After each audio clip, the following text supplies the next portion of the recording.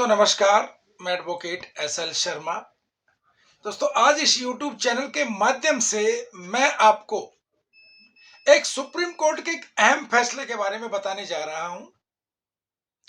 वो अहम फैसला क्या है माननीय सुप्रीम कोर्ट का कि अगर दूसरे राज्य में एफआईआर हो जाती है तो भी हाई कोर्ट जमानत दे सकता है, अग्रिम जमानत। दोस्तों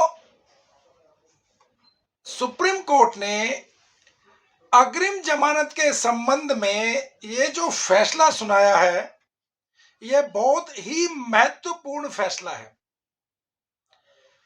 माननीय सुप्रीम कोर्ट ने कहा कि अगर दूसरे राज्य में एफआईआर दर्ज हो जाती है तो इसके बावजूद भी हाई कोर्ट और सत्र अदालत अंतिम संरक्षण के तौर पर एक सीमित जमानत दे सकती है, यानी एक लिमिटेड जमानत दे सकती है।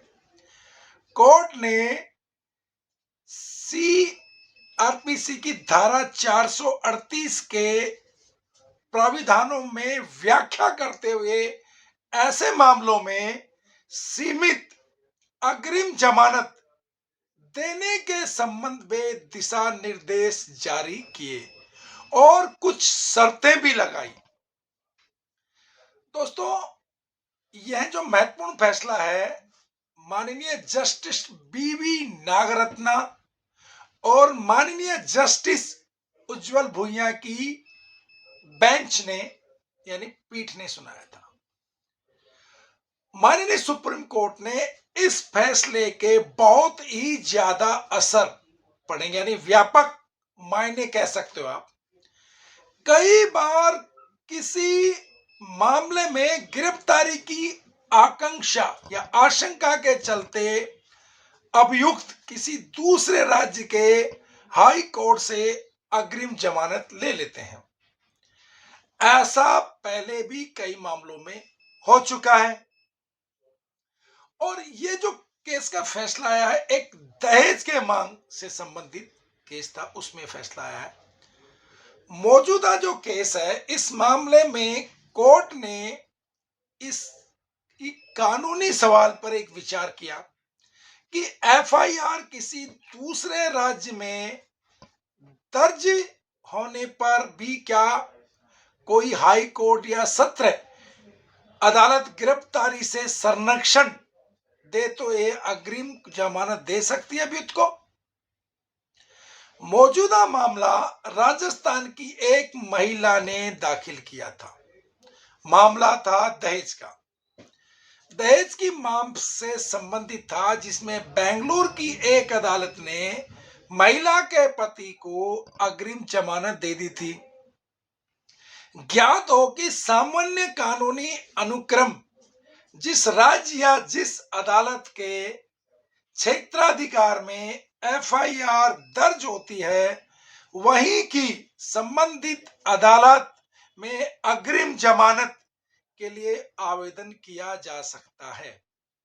दोस्तों इसकी जो सुनवाई हुई थी, उसकी सुनवाई में जो नोटिस दिया गया था, तो उस नोटिस में सुप्रीम कोर्ट के फैसले में कहा था कि नागरिकों के जीवन, व्यक्तिगत स्वतंत्रता और सम्मान के अधिकार की रक्षा संवैधानिक अनिवार्यता को ध्यान में रखते हुए हाई कोर्ट और सत्र अदालत अंतिम संरक्षण के तौर पर सीआरपीसी की धारा 438 के तहत सीमित अग्रिम जमानत दे सकती है।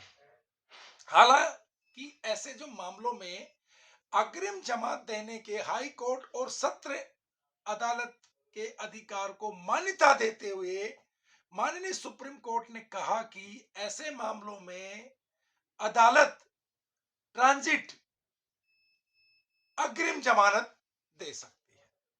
लेकिन मामले में की जो पहली सुनवाई की तारीख पर जांच अधिकारी और जांच एजेंसी को नोटिस जारी किया जाएगा। और इसके अलावा माननीय सुप्रीम कोर्ट ने कहा कि आपको कोर्ट को संतुष्ट भी करना पड़ेगा। शीर्ष अदालत ने कहा कि अग्रिम जमानत की मांग करने वाले आवेदक को अदालत को संतुष्ट करना होगा कि वह फिलहाल क्षेत्राधिकार रखने वाली अदालत से संपर्क करने में सक्षम नहीं है जहां पर एफआईआर दर्ज हुई है, और उसे जीवन व स्वतंत्रता के उल्लंघन की आशंका, यानी उसको डर है कि पुलिस उसको झूठे मामले में फंसा देगी या उसके साथ गलत कार्य करेगी।